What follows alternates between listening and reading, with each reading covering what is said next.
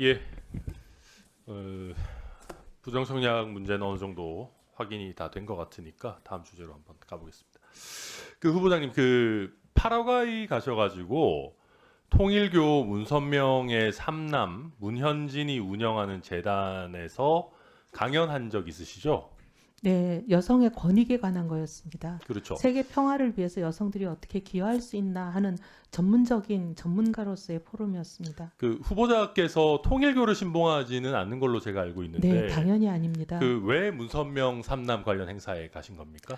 사실 문선명 삼남 관련 행사인 줄은 몰랐고 글로벌 평화재단이라고 해서 저는 그게 통일교인 줄은 모르고 국가 지도자들이 오고 또 대통령들이 세계 각국에서 연사로 오시는데 저도 연사로 와달라 그래서 저는 굉장히 중요한 자리라고 생각하고 갔습니다. 네, 그 이게 지금 그 언론에 많이 보도가 되지는 않았는데 혹시 후보자가 여기 이 행사 참석한다는 걸 주변에 많이 알리셨습니까?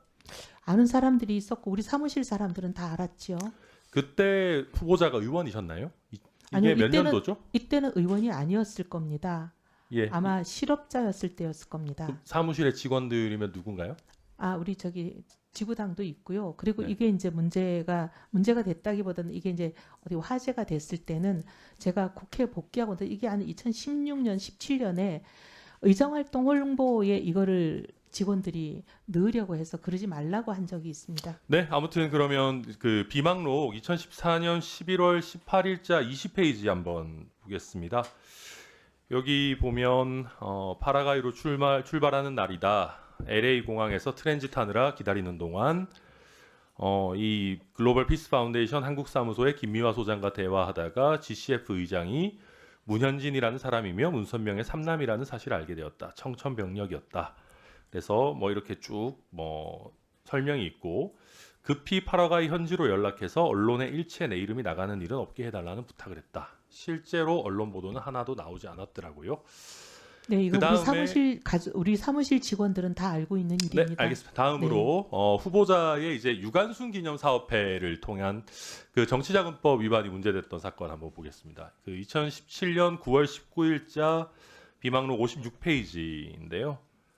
여기 내용을 보면 기존에 선임한 변호사가 있고 검찰에 들어갔다 오더니 내일 입건 지휘를 내릴 듯 방법 없다. 이런 소리 할 거면 비싼 변호사비 왜 받나?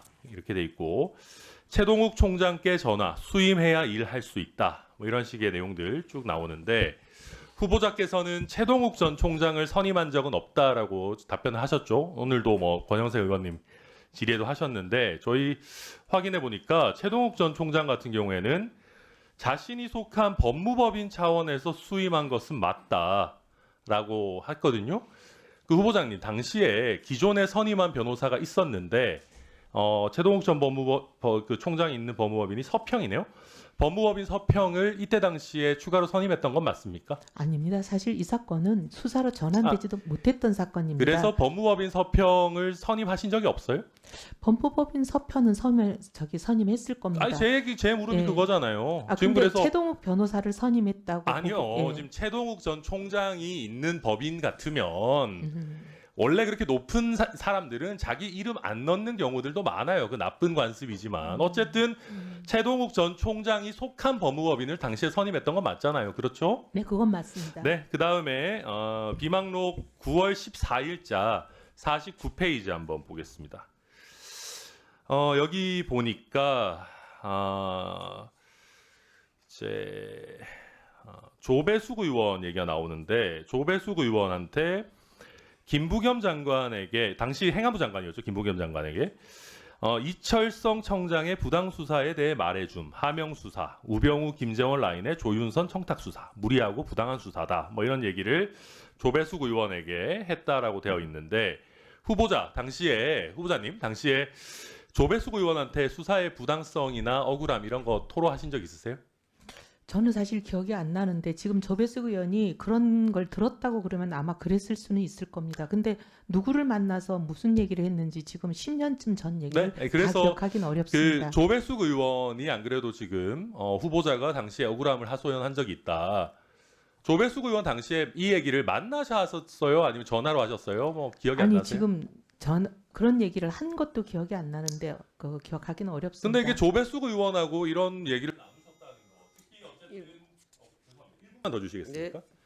이게 어쨌든 후보자의 개인적인 비리와 관련한 사건에서 동료 의원에게 어떤 로비를 부탁하는 거 아니겠습니까? 그럴 리가 없습니다. 어쨌든 뭐 억울함을 하든 뭐 김부겸 장관에게 뭐 얘기를 하든 뭐 조배숙 의원은 본인이 김부겸 장관에게 얘기했는지는 기억은 없다라고 하는데 어쨌든 본인의 형사 사건과 관련해서 동료 의원에게 억울함이든 뭐 하소연을 하든 이런 내용을 후보자께서 여기저기 동네방네에 떠들고 다니셨을까요?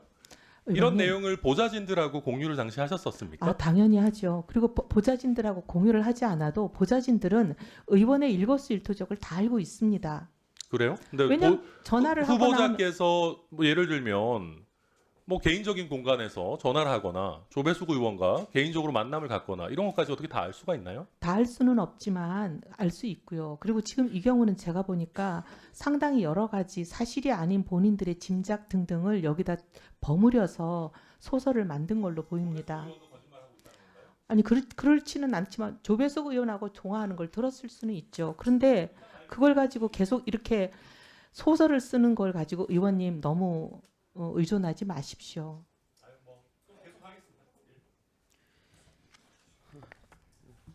네, 수고하셨습니다. 다음은 더불어민주당 박홍근 의원님 질의해 주시기 바랍니다.